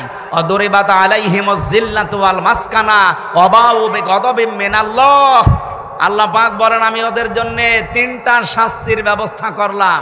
1 নম্বরে দরিবাত আলাইহিমুজ জিল্লা, তাদের উপরে জিল্লতি, অপমান আমি চাপিয়ে দেব। কিয়ামত পর্যন্ত পৃথিবীর কোনো সৃষ্টি ইহুদিদের দেখতে পারে না। যদি পৃথিবীর কোনো সৃষ্টি দেখতে না পারে, যারা দেখতে পারে ওরা কি পৃথিবীর সৃষ্টির ভেতরে? কথা বুঝতেছে? 2 নম্বরে তাদেরকে অভাব অনটন দিয়ে ঢেকে ফেলবো। 3 নম্বরে সব সময় আমি আল্লাহ তাদের উপরে রেগে থাকবো। শুধু এটা ইহুদিদের জন্য নাজিল হয়নি, পৃথিবীতে ওরা সত্য জানার পরে মানে নাই। ওদের তাওরাতে, ওদের ইনজিলে লেখা ছিল আমাদের নবী মুহাম্মদুর রাসূলুল্লাহ শেষ নবী, সর্বশ্রেষ্ঠ নবী। এই যে সত্যকে সত্য জানার পরেও মানে নাই, এই জন্য আল্লাহ এতগুলো বরদোয়া দিয়েছেন। অদরিবাত আলাইহিমুজ জিল্লাতু ওয়াল মাসকানাতু ওয়াবাউ বিগদাবিম মিনাল্লাহ। আজ বাংলার বুকে যেই মুসলমান নামধারী দাবি করার পরে সত্যকে সত্য জানার পরে মানেন না, আমি কি নাম ধরব? সত্যকে সত্য জানার পরে যারা মানতে চান না, হয় হিংসা করে নয় অহংকার করে। আপনিও হয় ইহুদি, নাই খ্রিস্টান, নাই মুশরিক। আমি কথা বোঝাতে পেরেছি, আমার বিশ্বাস। এখন কেউ না বোঝার ভান করে থাকলে আমার কিছু করার নেই। সত্যকে সত্য জানার পরেও যারা মানতে চায় না, হয় হিংসা করে মানে না, নাই অহংকার করে মানে না। এই কথা বলেন, এরাও হয় ইহুদি, খ্রিস্টান, নাই মুশরিক। এখন আপনি কি নিজে বলেন তো? আমাদের জাতির পিতা ইব্রাহিম আলাইহিস সালাম, উনি আল্লাহকে খোঁজ করে করে পেয়েছিলেন। উনি আল্লাহকে অনুসন্ধান করছিলেন। প্রথমে তারকা দেখে বলেছিলেন এইটাই আমার মাবুদ হবে। যখন ডুবে গেছে বলছে না, ডুবে যাওয়া জিনিস আমি মানি না। চন্দ্র দেখলেন, বললেন এটা আর একটু বড় লাগছে, এটা আমার মাবুদ হবে। ওইটাও যখন ডুবে গেছে বলছে না, ডুবে যাওয়া জিনিস আমি পছন্দ করি না। সকালবেলা যখন সূর্য উঠেছে বলে হাদা আকবার, এটা বড়, এইটাই বড় রব। ওইটাও যখন সন্ধ্যাবেলা ডুবে গেছে বলছে না, যারা ডুবে যায় আমি ভালোবাসি না, পছন্দ করি না। ইন্নী ওয়াজ্জাহাতু ওয়াজহিয়া লিল্লাযী ফাতারাস সামাওয়াতি ওয়াল আরদা হানিফা ওয়া মা আনা মিনাল মুশরিকিন। অনেকে মনে করে যে যায় নামাজের দোয়া। কে বলেছে আপনাকে? এই কথা বলে ইব্রাহিম আলাইহিস সালাম ঘোষণা দিয়েছিলেন, হে আমার জাতির লোকেরা, এতদিন পর্যন্ত তোমরা যা করেছো, আমরা যা দেখেছি, সব কিছু থেকে আমি মুখ ফিরিয়ে নিলাম। শব্দের দিকে খেয়াল করে দেখেন, ইন্নী ওয়াজ্জাহাতু ওয়াজহিয়া লিল্লাযী ফাতারাস সামাওয়াতি ওয়াল আরদা হানিফা। শুধু আমি লোক দেখানোর জন্যে, মানুষকে দেখানোর জন্যই মুখ ফিরিয়ে নিয়েছি তা না, হানিফা, আমি একনিষ্ঠভাবে সব দিক থেকে আজকে মুখ ফিরালাম। হয়তো আমার বাবা রাগ করতে পারে, আমার জাতির লোকেরা রাগ করতে পারে, মন খারাপ করতে পারে, যেহেতু আমি আজকে বুঝে ফেলেছি যে সবই ভুয়া, এই তারকা চন্দ্র সূর্য কেউ আমার ইবাদত পাওয়ার যোগ্য না, আমি মুখ ফিরিয়ে নিয়েছি। হানিফা এই জন্যে মাঝখানে দিয়েছেন, আমি একনিষ্ঠভাবে আজকে মুখ ফিরালাম। কে কি মনে করবে, কে কি ভালোবাসবে, রাগ করবে, কারো দিকে আমার নজর নেই। ওয়া মা আনা মিনাল মুশরিকিন, আর আমি ঘোষণা দিলাম যে আমি মুশরিক না। কি না বলেন বলেন, মুশরিক কি? এই যে শিরিক যারা করে তারা আমরা মুশরিক বলি। শিরিক কি? আমি তাফসিরে শিরিক বিজাত, শিরিক বিসিফাত, শিরিক বিল ইখতিয়ারা, শিরিক বিল হুকুক, এরকম 120 প্রকার পেয়েছি। একটা একটা করে আলাদা আলাদা বলতে গেলে অনেক সময় যাবে। এক কথায় জবাব দিচ্ছি, আল্লাহ যেটা পারে ওইটা অন্য কেউ পারে, এই বিশ্বাস করার নাম শিরিক। কথা বুঝলে বলেন তো? আল্লাহ যেটা পারে ওইটা অন্য কেউ পারে, এই বিশ্বাস করার নাম। এই বিশ্বাস যারা করে তারা শিরিক করলো। শিরিক যে করে তাকে আমরা মুশরিক বলি। মুশরিকের জন্য জাহান্নাম ওয়াজিব, জান্নাত হারাম। এখন বলেন, বাংলাদেশে মুশরিক আছে না নেই? ছেলে মেয়ে দিতে পারে কে? অন্য কেউ পারে। এই বিশ্বাস যদি কেউ করে থাকে যে না, অনেক পীর ফকিরও পারে, অনেক কবরে মাজারেও পারে, যে মেয়ে লোকের যায়। সেদিন বগুড়াতে একটা বাস্তব ঘটনা, এক লোক এসে বলছে, হুজুর আপেল পড়িয়ে দিন। আমি সূরা ফাতিহা পড়ে ফু দিলাম। আমার কানের কাছে মুখ নিয়ে বলছে, এমন ভাবে আপেল পড়বেন যেন ছেলে হয়। আপেল দিলাম, ফেলি। আপেল কো? ফেলে দিস কেন? আরে ভাই, আপেল পড়ে যদি ছেলে হইতো তো আমার বর 3টা মেয়ে হইতো না? খালি আপেল খাওয়াতাম। কি বিশ্বাস দেখেছে! কত মেয়ে লোক যদি বিয়ের 8-10 বছরে বাচ্চা কাচ্চা না হয়, আমার মনে হয় আল্লাহর উপরে বিশ্বাসও পুরোপুরি ছেড়ে দেয়, দিয়ে বিভিন্ন কবরে মাজারে পীর ফকিরে। এই কথা বলছেন এখানে? যেহেতু সন্তান দেওয়ার মালিক শুধুমাত্র হামজা, ও বলছে জি। এই কে বলেন? এটা অন্য কেউ পারে। যদি কেউ বিশ্বাস করে যে না তাবিজ কবজেও কাজ হয়, অন্য কেউ পারে, সে কি? আরো জোরে বলেন। দ্বিতীয় নাম্বারে, পৃথিবী চালানোর জন্য আইন লাগে। আইন তৈরি করতে পারে কে? এটা তো আমি বানালাম।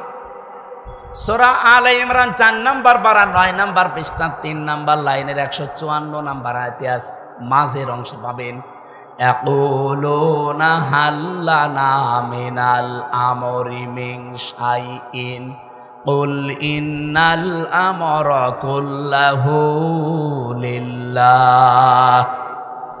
আল্লাহ পাক বলেন, নবী, দুনিয়ার মানুষ হয়তো আপনাকে জিজ্ঞাসা করবে যে ব্যক্তি, পরিবার, সমাজ, রাষ্ট্র চালাতে আইন লাগে, বিধান লাগে, এগুলো কি আমরা তৈরি করতে পারি? আল্লাহ পাক বলেন, নবী আপনি বলেন না, সব আইন তৈরি করতে পারে কে? সুতরাং এই পৃথিবীতে আল্লাহর তৈরি করা আইন বাদ দিয়ে আমরা যারা নিজের আইন তৈরি করি, আমরা শিরিক করছি। আর এই শিরিক বাংলাদেশে নেই। এবার অনেকে মনে করছে, হুজুর কোন লাইনে যাচ্ছে? কোন লাইনে না, আমি লাইনে আছি। শিরিক চলছে প্রকাশ্যে। আইন তৈরি করার ক্ষমতা পৃথিবীর কাউকে আল্লাহ দেয়নি, অথচ আমরা নিজেরা মন মতো বানিয়ে নিয়েছি। আরে নিজেরা মন মতো বানালেই তো হয়, আমার নিজের স্বার্থে হবে, নাই দলীয় স্বার্থে হবে, নাই দেশের স্বার্থে হবে। কিন্তু আল্লাহ পাক যখন বানাবেন সবার স্বার্থে বানাবেন। এই জন্য চুরি করলে হাত কেটে দাও, শুধুমাত্র মুসলমানের না, যে কোনো মানুষ যদি চুরি করে আর এটা যদি সাক্ষ্য প্রমাণে ধরা পড়ে যে অভাবে না স্বভাবে চুরি করেছে, তার হাত কেটে দেওয়া লাগবে। বিধানকার এটা শুধুমাত্র কি পুরুষের জন্যে, মহিলাদের জন্যে, মুসলমানদের জন্যে, সবার জন্য। যেহেতু আল্লাহ সবার জন্যে। সত্যি করে বলেন তো, এই আইনটা বাংলাদেশে যদি সেই ৭২ সালে এদের স্বাধীন হওয়ার পরে যখন শুরু হয়েছিল, সংবিধানে যদি এই আইনটা ওই সময় কার্যকর করে দিত, এই দেশ থেকে এত টাকা চুরি হইতো। কত কিছু চুরি হয়ে গেছে আপনি জানেন। কয়েকদিন আগে আমি মালয়েশিয়া ছিলাম। দেশটা ২০০৪ সালের পর থেকে দাঁড়িয়ে গেছে শুধু ২টা কারণে। ১ নাম্বার, ওরা পরিষ্কার পরিচ্ছন্ন। ২ নাম্বার, ও দেশে দুর্নীতি নেই, অথচ সব ধর্মের লোক মিলেমিশে বাস করছে। আমাদের দেশটাও দাঁড়িয়ে যেত, তাদের চাইতে সম্পদ আমাদের অনেক বেশি আছে। ওদের দেশে শুধু পাহাড়, পাথর আর পাম গাছ ছাড়া কিছুই পেলাম না। অথচ আমাদের এই দেশে সব কিছুকে আল্লাহ ভারসাম্য করে দিয়েছেন। এরপরও আমরা দাঁড়াতে পারি না, আমরা যেহেতু পরিষ্কার পরিচ্ছন্ন না। ২ নাম্বারে দুর্নীতি। কথা বলেন না কেন? এমন এমন মানুষ তৈরি করা লাগবে যে মানুষগুলো জীবন চলে যাবে, দুর্নীতি করবে না, দেশ আবার দাঁড়াবে ইনশাআল্লাহ। 18 কোটি মানুষের 36 কোটি হাত আছে। এই হাতগুলো যদি আমরা কাজের হাত বানিয়ে ফেলতে পারি, বাইরের দেশে কত মানুষ যে আজ দেখছি এই 7.5 লাখ, 8 লাখ, 10 লাখ টাকা খরচ করেছে রুটি বানাচ্ছে। আমি সিঙ্গাপুরে, মালয়েশিয়া, থাইল্যান্ডে তাই দেখেছি। 7 লাখ, 10 লাখ, 12 লাখ টাকা খরচ করে যায়। আপনি কি মনে করছেন তারা অফিসারের কাজ করে যে রুটি বানাচ্ছে, পানি টেনে দেয়, পায়খানা ঝাড়ি দেয়, রাস্তা ঝাড়ু দেয়? অথচ এই টাকাগুলো যদি আমরা এতদিন পাচার না করে বাংলাদেশে কর্মসংস্থান তৈরি করতে পারতাম, 36 লাখ যুবক এখন বেকার। এই মানুষগুলো সম্মানজনক জীবন নিয়ে, কর্মজীবন নিয়ে বাস করতে পারত। বলেন।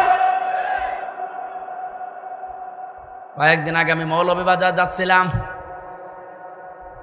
হেলিকপ্টারের পাইলট আমারে বলছিল, হুজুর এই যে নারায়ণগঞ্জের উপর দিয়ে, কুমিল্লার উপর দিয়ে যাবার সময় এই যে জায়গাগুলো পড়ে আছে, আমি তো এই 15.5 বছর চালাচ্ছি এই হেলিকপ্টার। অধিকাংশ শয়তানকে আমি টেনেছি বিভিন্ন জায়গায়।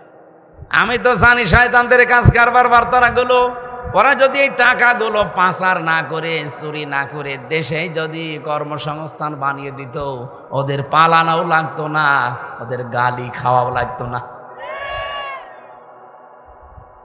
বাইরের যে কোনো দেশে গেলে আমি হোটেলে থাকি, যেই হোটেলে উঠি দেখি নিচতলায় 2 জন শয়তান ঠিক বসে আছে। কি এখানে কি? হুজুর আমরা আগেই পালিয়েছি।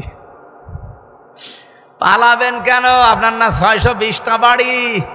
ওই যে চট্টগ্রামের এক মন্ত্রী ছিল না, ভূমি মন্ত্রী, 620টা বাড়ি, ও পালিয়ে আছে এখন সিঙ্গাপুরে।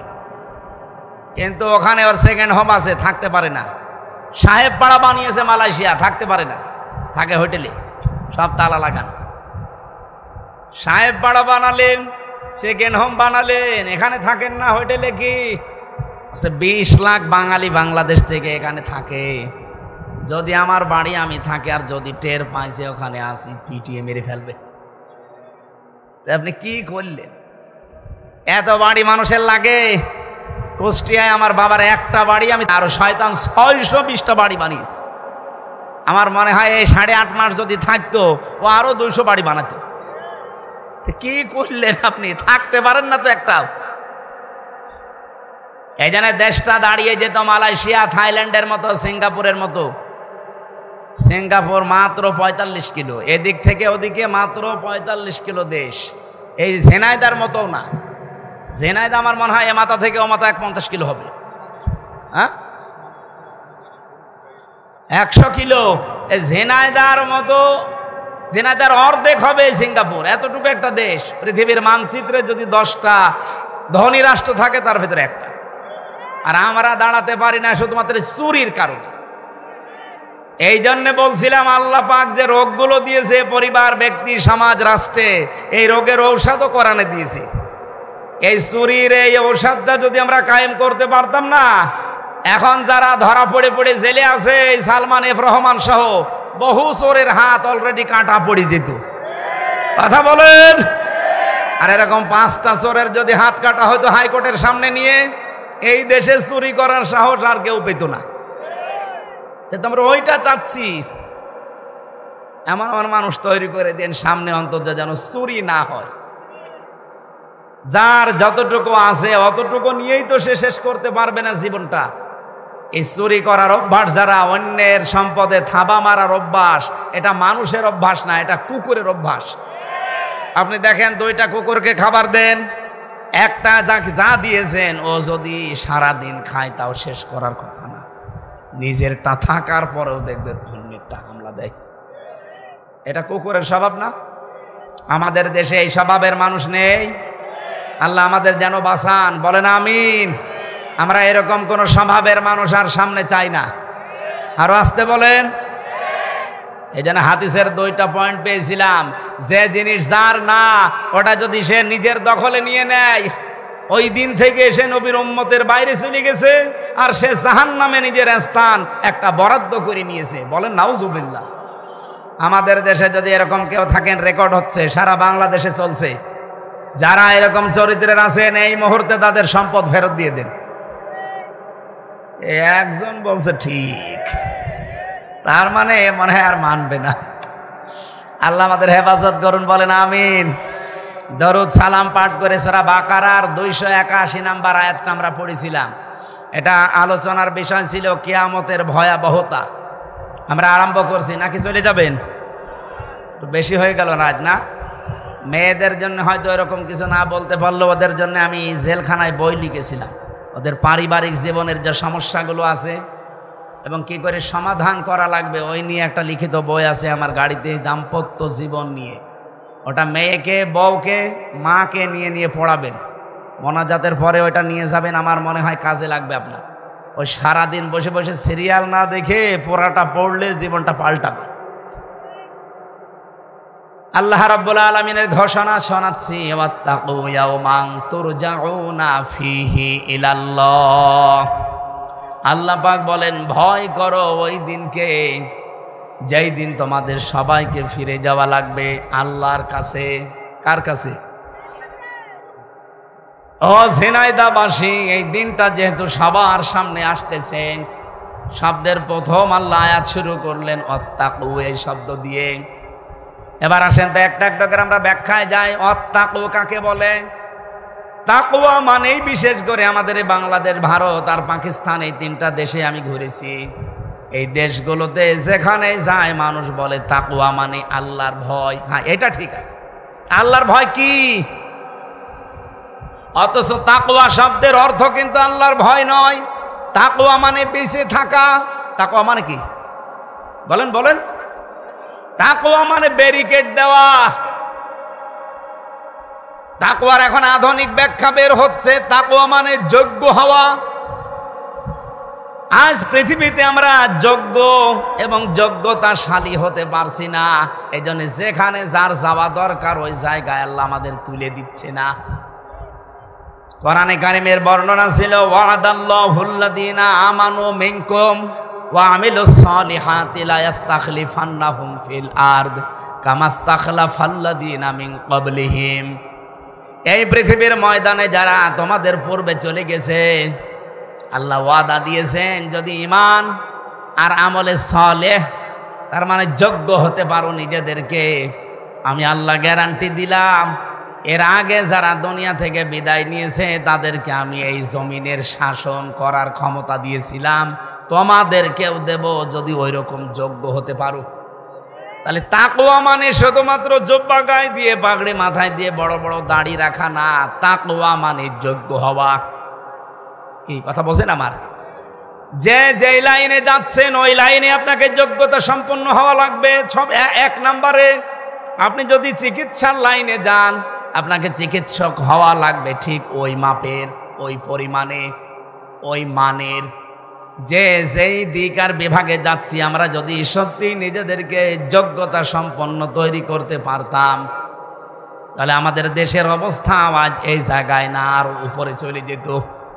তাকওয়া মানে আমরা বাংলা বুঝি না, তাকওয়া মানে মনে করি আল্লাহর ভয়, শুধুমাত্র সব কিছু থেকে নিজেকে গুটিয়ে বসে থাকা না। যেখানে যে অন্যায়টা হচ্ছে ও অন্যায় কাজগুলো ঘৃণা ভরে ছেড়ে দেওয়ার নামও তাকওয়া। আজ যে পুলিশের নামে একটা বদনাম আছে, পুলিশ ঘুষ খায়। যদি আজকে অনিয়ত করে বাড়ি যায়, এটা রেকর্ড হচ্ছে যেহেতু, এই জন্য বলছি যে আজকে থেকে যত কিছু হয়ে যাক, যেহেতু ঘুষ খাওয়া একটা নিষিদ্ধ কাজ, আমি শুধু ছেড়ে দেব না, ঘৃণা করে ছেড়ে দেব। এর নাম তাকওয়া। এর নাম কি? বাংলাদেশে যত অফিস আদালত আছে, যত ফাইল আছে, কত মানুষ টাকার জন্য ফাইল আটকিয়ে রাখে যেটা তার জন্য বৈধ না। এরকম দেশ নেই, অফিস নেই, এক কথা বলেন, এরকম আদালত নেই। আমার তো মনে হয় 15.5 বছরে যারা দায়িত্বে ছিল 1628 জন, প্রত্যেকে এই আয়াত অনুযায়ী ধরা খাবে। একটার ভেতরেও তাকওয়া নেই। কিসের তাকওয়া? তাকওয়া মানে আল্লাহর নিষিদ্ধ কাজগুলো ঘৃণা করে ছেড়ে দিয়ে চলে আসবেন। শুধু ছেড়ে দেওয়ার নাম হচ্ছে হাজারা, আর নিষিদ্ধ কাজ যখন ঘৃণা করে চলে আসবেন ছেড়ে দিয়ে, তার নাম তাকওয়া। বাংলাদেশ 15.5 বছরে যারাই চালিয়েছে আর যারা এর সাপোর্ট দিয়েছে, প্রত্যেকে আপনারা জানেন যে এরা অবৈধ ছিল। আপনি অবৈধ জানার পরও কি করে সাপোর্ট দিলেন অবৈধ কাজকে? আরো ঘৃণা করে ছেড়ে দিয়ে চলে আসবেন।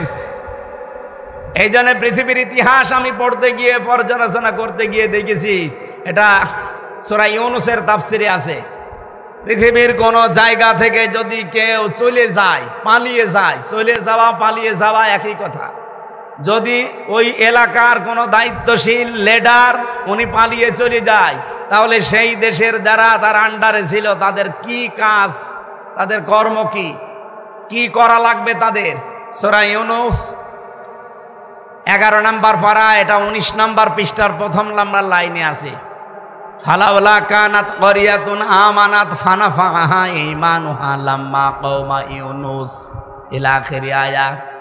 হযরত ইউনূস আলাইহিস সালাম কিন্তু আল্লাহর ভয়ের কথাগুলো মানুষদেরকে যখন শোনাচ্ছিলেন, আল্লাহর তাকওয়ার কথা, ভয়ের কথাগুলো, যোগ্য হওয়ার কথাগুলো বলতে বলতে জাতির লোকেরা রিসিভ করে নাই, একটাও মানে নাই।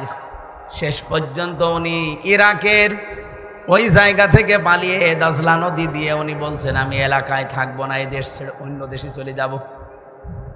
যেহেতু আল্লাহর হুকুমটা না নিয়ে তিনি চলে যাচ্ছিলেন, সকাল বেলায় গজব শুরু হয়ে গেছে দেশের ভেতরে। যে গজবগুলো তাফসিরের ভেতরে পেয়েছি একটা একটা করে, যখন আযাব গজব আসা আরম্ভ হয়েছে, ওই দেশের যারা নেতা ছিল জাতির, আমাদের গ্রাম্য অনুযায়ী আমরা যাদেরকে মোড়ল বলি, সর্দার বলি, এই মানুষগুলো সঙ্গে সঙ্গে তখন একটা কাজ করেছে, এলাকার লোকজনদেরকে নিয়ে চাটিয়াল ময়দানে সেজদায় পড়ে গেছে। এদিকে ভালো করে তাকান। আমি এটা বোঝাচ্ছিলাম কি, কোনো এলাকা থেকে, কোনো দেশ থেকে যদি দায়িত্বশীল পালিয়ে যায়, চলে যায়, তাহলে পরবর্তীতে ওই এলাকার মানুষের কাজ কি সেইটা। যেহেতু হযরত ইউনূস দায়িত্বশীল ছিলেন, তিনি ওই জামানার অভিভাবক নবী, তিনি আল্লাহর ঘোষণা না নিয়ে চলে যাচ্ছিলেন পালিয়ে। আল্লাহ পাক তাকে শাস্তি দিয়েছিলেন কি, এই যে আল্লাহর কাছে অনুমতি না নিয়ে জাতির এই অবাধ্যতার কারণে যখন চলে গেছেন, তখনই তিনি মাছের পেটে গিয়ে পরীক্ষার সম্মুখীন হয়েছেন 40 দিন। কয়দিন বলেন বলেন? এবার আমাদের ওই সময়ের কাজ কি ছিল? জাতির লোকেরা যারা নেতা, ছোটখাটো যারা নিজেদের এলাকা চালায়, যে মাতব্বর বলে, মন্ডল বলে, মোড়ল বলে, এরা জনগণকে সাথে নিয়ে সঙ্গে সঙ্গে সেজদায় পড়ে গিয়ে ডাক দিয়ে বলে, মহান আল্লাহ, আমাদের আর ভুল হবে না, দয়া করে আমাদের মাফ করে দাও। আল্লাহ পাক তাদের চোখের পানির দিকে তাকিয়ে কিন্তু মাফ করে দিয়েছিলেন। তো মাঝখান থেকে ইউনূস নবী বিপদে পড়েছে কয়দিন? বলেন বলেন? আমাদের ঠিক আমার মনে হয় 1500 বছর হয়ে গেল একই অবস্থা। দায়িত্বশীল চলে গেছে, 350 এমপি একবারে পালিয়েছে, 1628 জন মানুষ একটাও নেই, সব ভয়ে পালিয়ে চলে গেছে। এখন আমাদের দেশের মডেল মাতব্বার যারা আমরা আছি, আমরা আলেম ওলামা, আমাদের কাজ হবে যারা ওই দলে সাপোর্ট করতাম সব এক জায়গায় হয়ে আমার আল্লাহর দিকে ধর্ণা দেওয়া। এই কথা বলেন না কেন? আয়াতের প্রথম শব্দ এটা ছিল আত্তাকু ইয়াওমান, ভয় করো ওই দিনকে। এরকম একটা দিন এসেছিল, তুরজাউনা ফীহি ইলাল্লাহ, তোমরা ফিরে আসবে সবাই আমার আল্লাহর দিকে। জাতির লোকেরা, হযরত ইউনূস নবীর জাতির লোকেরা যখন ফিরে এসেছে, তারা কিন্তু 3 দিনের ভেতরে নিজেদেরকে পরিবর্তন করে ফেলেছিল। আমার আল্লাহ আগের অবস্থায় আবার তাদের ফিরিয়ে দিয়েছে। কিন্তু মাঝখান থেকে ইউনূস নবীর 40 দিন এই আযাবে থাকা লেগেছিল। আমাদের অবস্থা যেহেতু আমাদের দায়িত্বে যিনি ছিল তিনি পালিয়ে গেছে, এখন আর দলমত দেখা দেখি নেই, সব এক হয়ে আল্লাহর দিকে ধর্ণা দেওয়া। আল্লাহর দিকে ধর্ণা দেওয়া মানে কি? আল্লাহর কোরআনের দিকে ধর্ণা দেওয়া। হ্যাঁ, আমাদের অবস্থা আবার পাল্টিয়ে যাবে ইনশাআল্লাহ। আমরা ওইভাবে হয়তো ফিরে আসতে পারি না ইউনূস নবীর জাতির মতো, এই জন্যে আল্লাহ আমাদেরকে পরিবর্তন করছে না। আপনি সত্যিই যদি এভাবে মন থেকে অনুশোচনা নিয়ে ফিরে আসতে পারেন, আজ প্রায় 9 মাস চলছে, এতদিন লাগার কথা না। অবশ্যই আমরা দাঁড়িয়ে যেতাম যদি ইউনূস নবীর জাতির মতো মন থেকে ফিরে আসতে পারতাম। আমরা আহ্বান জানাই জাতিকে, সারা বাংলাদেশে ফিরে আসেন। আমার আল্লাহর বিধান আল্লাহ এখনো পর্যন্ত ছেড়ে দিয়ে রেখেছেন। ওয়াতাসিমু বিহাবলিল্লাহি জামিআ।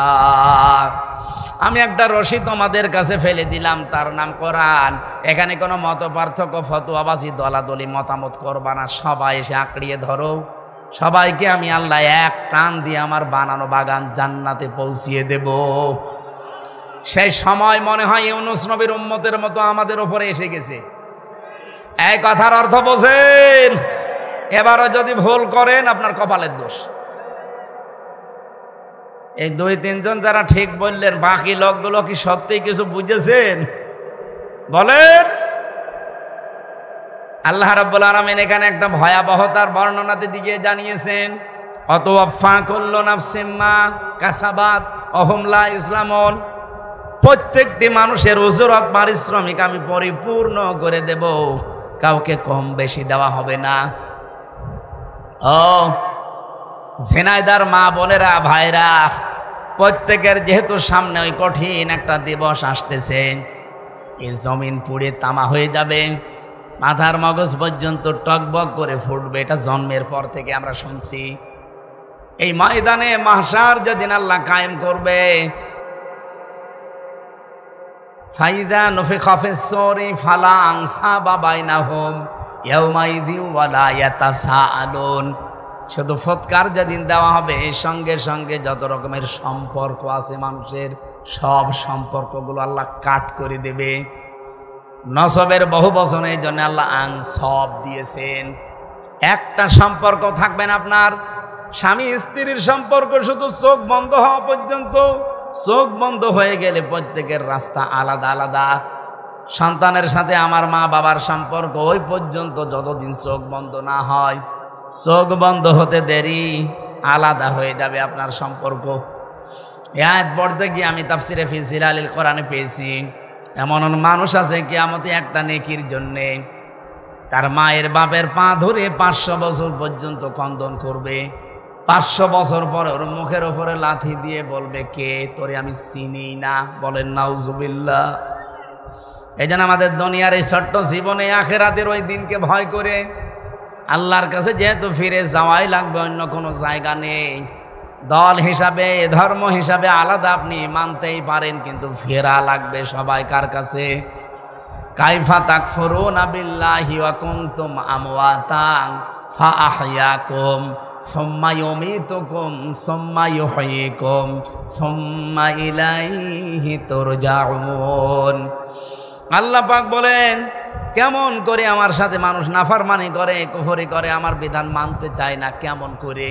ও তো মৃত ছিল, জীবনটা আমি তাকে দিয়েছি, দুনিয়ায় জীবনে কিছুদিন চলাফেরা করার ক্ষমতা দিয়েছি, আবার এরপরে ওর কাছে আমি আজরাইল পাঠিয়ে মৃত্যু দিয়ে দেব, ফিরে আসা লাগবে কার কাছে? আরো জোরে বলেন। সবাইকে যেহেতু ফিরে যাওয়াই লাগছে তার কাছে, এজন্য এখন থেকে জীবনকে পাল্টান। মনে করেন এখনই মোক্ষম সময়।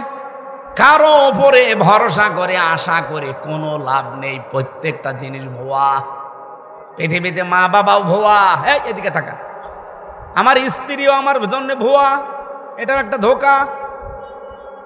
আমরা অনেককে খুশি রাখার জন্য, আনন্দ দেওয়ার জন্য, শান্তিতে রাখার জন্য বাস্তব জীবনটা নিজেরা হারিয়ে ফেলি।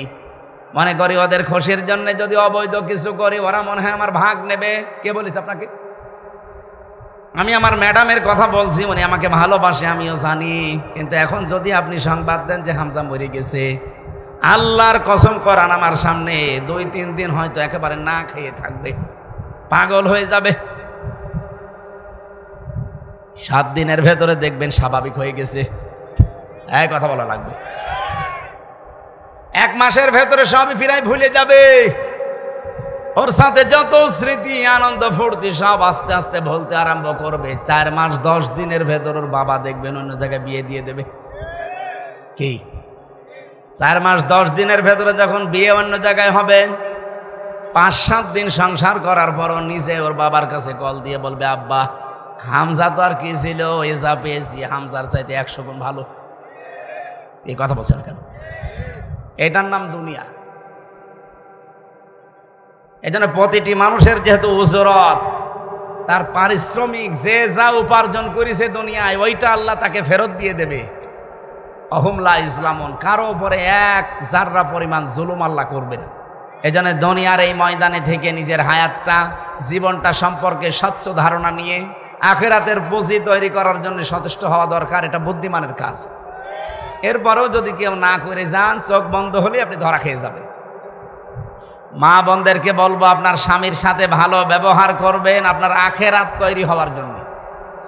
স্বামী আমরা স্ত্রীদের সাথে তার হক আদায় করব, ভালো ব্যবহার করব, এই কারণে যে আমার আখিরাত যেন এই ব্যবহারের দ্বারা তৈরি হয়।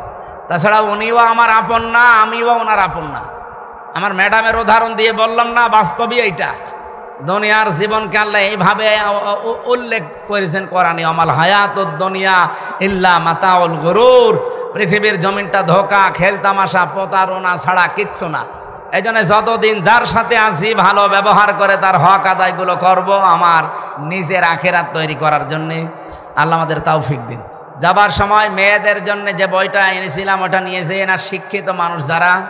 আমি সৃষ্টি জগৎ নিয়ে একটা গবেষণামূলক বই লিখেছি, সৃষ্টি জগতের সূচনা। এটা এখানে গাড়িতে আছে, শিক্ষিত মানুষরা নিয়ে যাবেন, কাজে লাগবে। যান। আল্লাহুম্মা আমিন। লা ইলাহা ইল্লা আনতা সুবহানাকা ইন্নী কুনতু মিনাজ জালিমিন। আল্লাহুম্মা গফিরলি ওয়ারহামনি ওয়াহদিনি ওয়াফিনি ওয়ারযুকনি ইয়া রাব্বাল আলামিন। আল্লাহ তাআলা, বৈশাখ মাস চলছে, যে কোনো সময় বৃষ্টি কাদা লেগে যেতে পারে। এই দুর্যোগের মুহূর্তে অনেকে হয়তো বাড়ি থেকে এই জন্য বের হয়নি। যারা যারা আমরা এসেছি, কোরআনের ইজ্জতে আমাদেরকে তুমি হযরত ওমরের মতো মাফ করে দাও। এ বিশাল আয়োজনে যদি খুশি হয়ে থাকো, সব যদি দিয়েই থাকো, কিছু কোটি কোটি গুণে বাড়াও। আমাদের যিনি সুপারিশ করে জান্নাতে নিয়ে যাবে, মুহাম্মাদুর রাসূলুল্লাহর রওজায় পৌঁছিয়ে দাও। দুনিয়ার মাটির নিচে যারা ঈমান নিয়ে ঘুমিয়ে আছে এদেরকে ক্ষমা করে দাও। বিশেষ করে যে মাজলুম মানুষগুলো আজ অসহায় হয়ে পড়েছে, ভারতের বুকে, ফিলিস্তিনের বুকে, তামাম পৃথিবীতে বিভিন্ন জায়গায় মুসলমানেরা অসহায়। অন্যান্য অনেক জাতি আজ কয়েকজন সন্ত্রাসীর কাছে তামাম দুনিয়ার জিম্মি হয়ে আছে। আল্লাহ মেহেরবানি করে এই মুসলমানদের জন্য তুমি হামেও নাসির হয়ে যাও। পৃথিবীর ময়দানে যারা আজ মানবতার শত্রু, পৃথিবীতে যারা ইসলামের শত্রু, আল্লাহ এদেরকে দুনিয়ার এই মানচিত্র থেকে তুমি নিশ্চিহ্ন করে দাও। ঝিনাইদহ, হরিণাকুণ্ড, নিচতলা এলাকায় মাটির নিচে যারাই ঘুমিয়ে আছে, কোরআনের ইজ্জতে তাদের মাফ করে দাও। এই মাহফিলের আয়োজন করতে গিয়ে তোমার যে যুবক বান্দার আশ্রম দিয়েছে, আল্লাহ তাআলা এই যুবকদেরকে যে মা পেটে নিয়েছে, মায়ের পেট তুমি খাদিজাতুল কুবরার মতো বানিয়ে দাও। সম্মানিতা মা বোনেরা বসে আছে, অনেক রোগ শোক তাদের আছে, শেফায়ে কামেলা আজেলা নসিব করো। এদের পেটে তুমি হাসান হোসাইন ফাতেমার মতো সন্তান দান করো। আমাদের স্বামী যাদের অবাধ্য আছে আল্লাহ, মেয়েদের স্বামীদেরকে তুমি বাধ্য বানিয়ে দাও। স্ত্রী যারা অবাধ্য আছে আল্লাহ, তুমি স্ত্রীদেরকে খাদিজাতুল কুবরার মতো তৈরি করে দাও। আল্লাহ তাআলা যত মানুষ দোয়া চেয়েছে, নাম জানা না জানা, যার যা মনের ভেতরে কামনা বাসনা আছে, আমাদের চাইজ আশাগুলো জীবনের পূর্ণ করে দাও। বড় একটা স্বপ্ন দেখি এই দেশটা নিয়ে আল্লাহ, বাংলাদেশের 56,000 বর্গ মাইল কোরআনের হাতে তুলে দাও। চর্ম চোখে যেন দেখতে পারি তোমার কালাম দিয়ে দেশটা চলছে। সম্মানিত সভাপতি, আমার ভগ্নিপতির নাম ফরহাদ, আল্লাহ ফরহাদ সাইফুলকে কবুল করো। আমার বাম পাশে যে সম্মানিত মেহমানরা ডান পাশে পেছনে সামনে বসে আছে, যার যার ইমান এবং আমল অনুযায়ী কবুল করে নাও। কত মানুষকে এমন রোগ দিয়েছো মানুষের কাছে বলাও চাই না। দয়া করে মেহেরবানি করে কোরআনের ইজ্জতে আমাদের রোগগুলোকে তুমি শেফা বানিয়ে দাও। প্রশাসনের যে ভাইগুলো আজকে এসেছে তাদের দায়িত্বকে ইবাদত হিসাবে কবুল করো। এই নিচতলা এলাকায় বাজারে যারা ব্যবসা বাণিজ্য করছে তুমি বরকত দাও। যারা অভাবে আছে আমাদের অভাব দূর করে দাও।